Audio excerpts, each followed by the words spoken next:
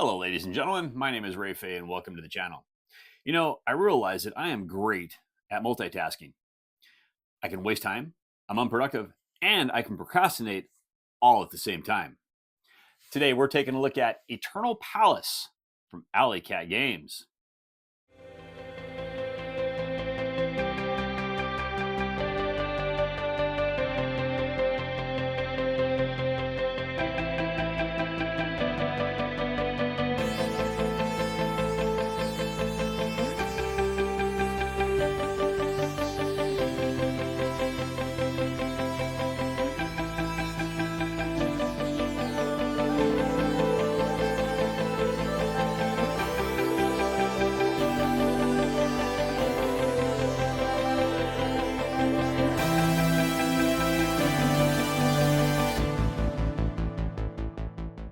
In Eternal Palace from Alley Cat Games, 1 to 5 players are basically going to be trying to seek the favor of the Emperor.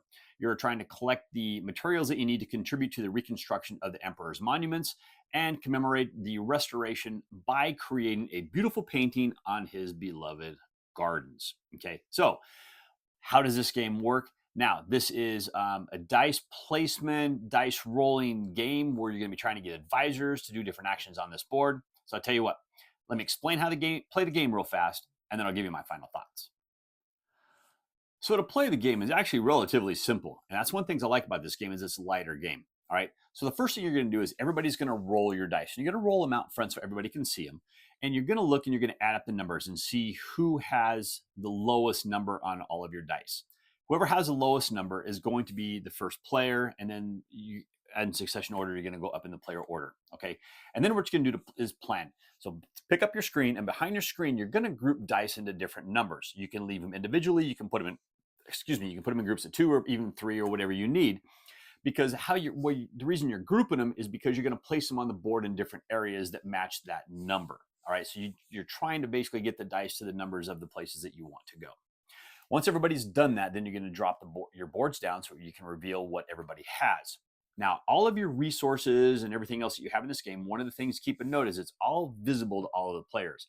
The only thing that ever gets hidden is when you are grouping your dice. Otherwise, everything's wide open. Okay. Now what you're going to do is you're going to play. So starting with the first player, you're going to be able to take one action. So what you do is you figure out which one of the groups of dice you want to play, and you're going to place that on the location that you're going to go. And then you're going to do the action of that particular location. Now, you notice you're going to have one of your little player discs that's going to be on the bottom track of every one of those locations, or most of the locations that have them. And you're going to take the action of the location, and then you're going to move your disc up. All right. If you ever get your disc ever to the top of any of those rows, then what you're going to do is you're going to take the painting piece that corresponds to that number. All right. So if it's on, say, action number 4, and you get to the very top, you're going to be able to take painting piece number 4. And you now have that one, and you only ever get one copy of it. If you are the first one there, you're going to get the little red token that's up there. And what that's going to do is that's going to allow you to be able to get one of the little extra features that you can put on your painting. And those are all going to be worth 1 victory point at the end of the game. So you want to try to get those. Okay.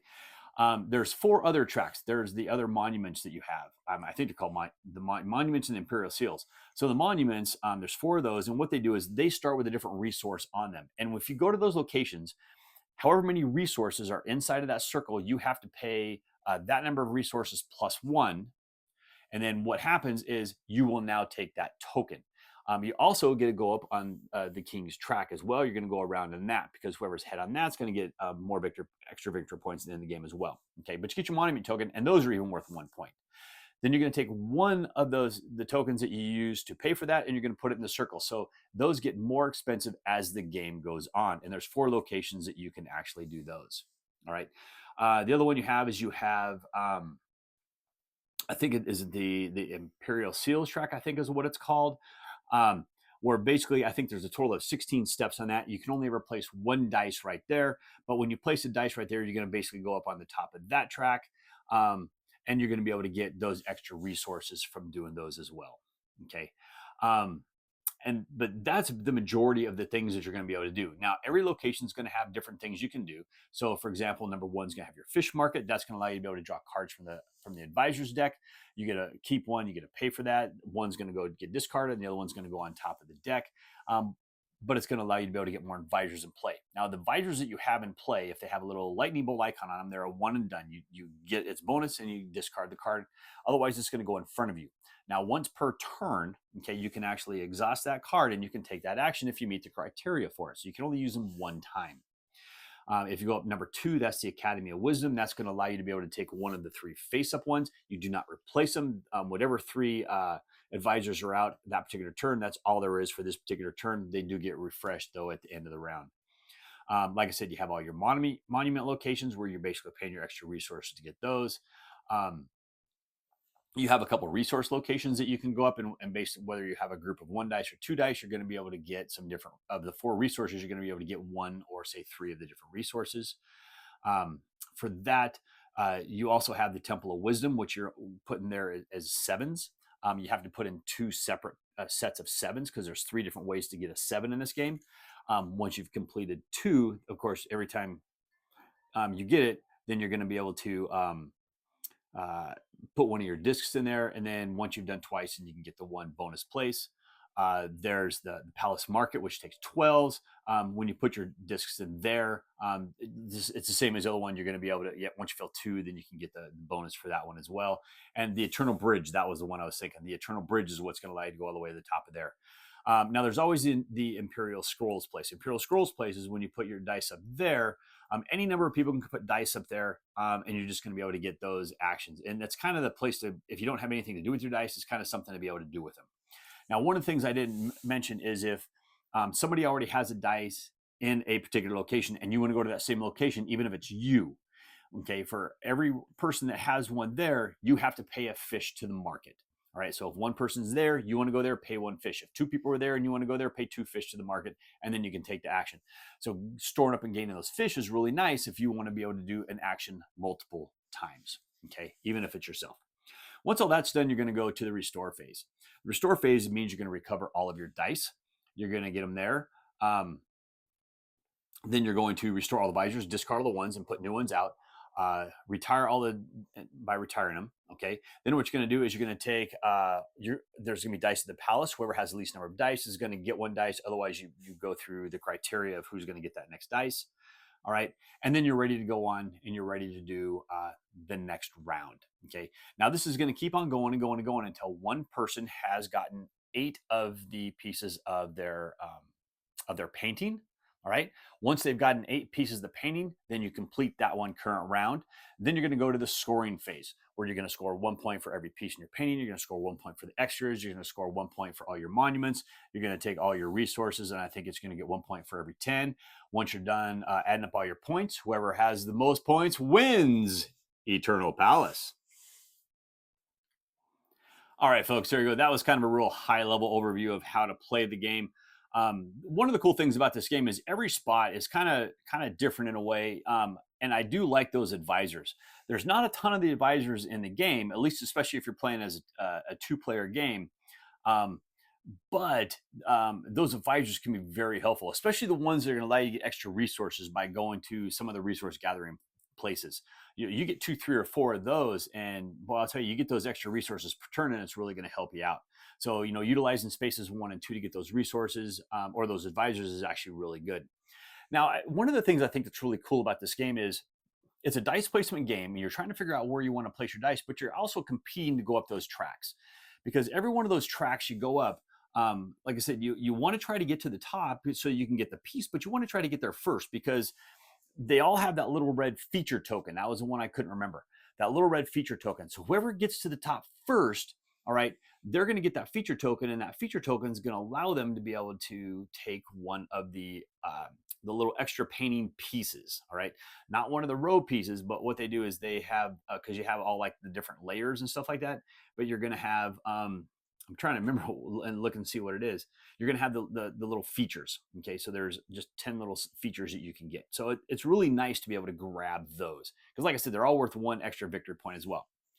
Now, one of the really neat things about this game I really like is you start off with a canvas.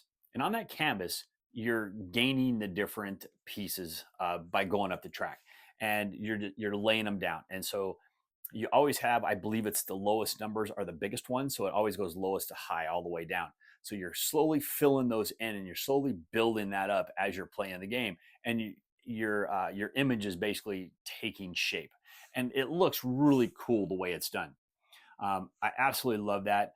You can take the little features, you can put the little features on there. It just makes for this really cool, unique painting.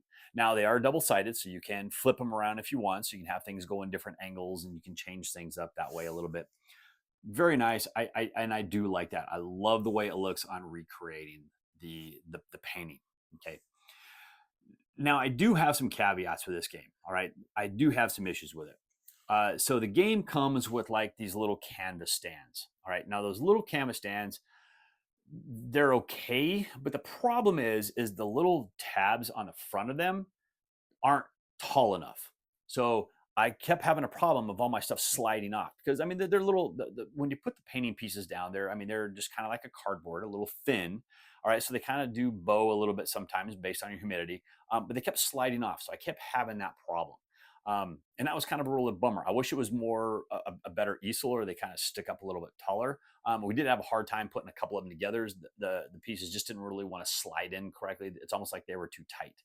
And it was a flat bottom as well. So if it was maybe just tipped down just that little bit, everything would have stayed in there and everyone would want to stay to the back. But because it's flat, it didn't do that. Okay, they just kind of stayed. So that was one of the big problems I had. Those feature tokens are so stinking tiny.